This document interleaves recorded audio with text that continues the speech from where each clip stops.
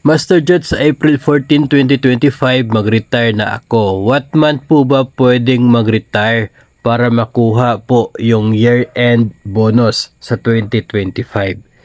Kung year-end bonus po yung purpose ninyo na makuha, kahit maaga kayo mag-retire, no, umabot lamang kayo ng at least 4 months of service sa 2025, ay meron ka na makukuha na year-end bonus. Kaya lamang proportion lang, hindi po buo.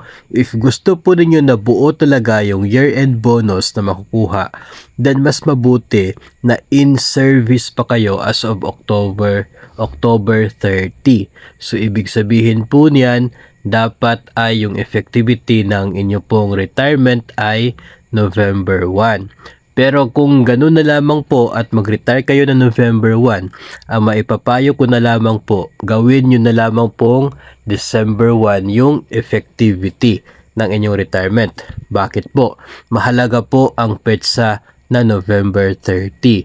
Kasi yun po ang ginagawang basihan ng pagtanggap ng PEI na tinatanggap tuwing December 15 at maging ng SRI or Service Recognition Incentive if ever na mayroon po para sa taong 2025.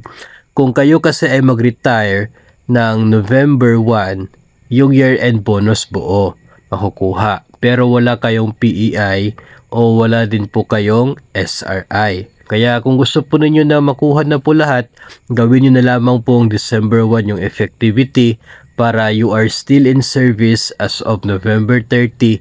Ibig sabihin eligible ka buo na PEI at eligible ka sa buo na Service Recognition Incentive or SRI.